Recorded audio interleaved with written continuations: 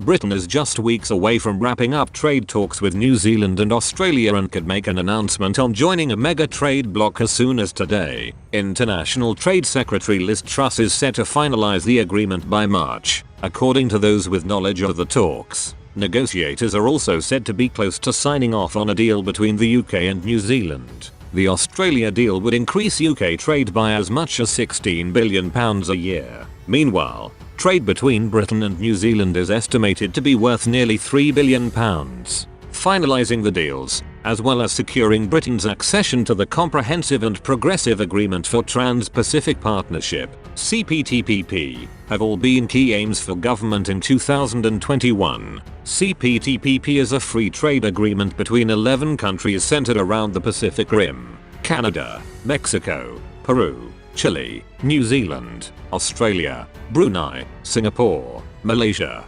Vietnam and Japan are all members of the Trade Pact. Ms. Truss told the Commons earlier this month, negotiations are already underway with the United States, Australia, and New Zealand, as well as our planned accession to the CPTPP, hitching Britain to the fastest growing markets around the world. The minister said joining the CPTPP was a priority and a key part of our trade negotiation program. Meanwhile, talks with New Zealand and Australia could be concluded before Easter. There is a race between Australia and New Zealand. A senior Department of International Trade official said they should both be around Easter, maybe earlier if it goes well. Speaking to City AM, the official said negotiations with New Zealand and Australia were neck and neck. A Department of International Trade spokesman said, "We are committed to securing ambitious free trade deals with Australia and New Zealand as soon as possible, harnessing the opportunity to negotiate high-quality and innovative trade agreements with like-minded,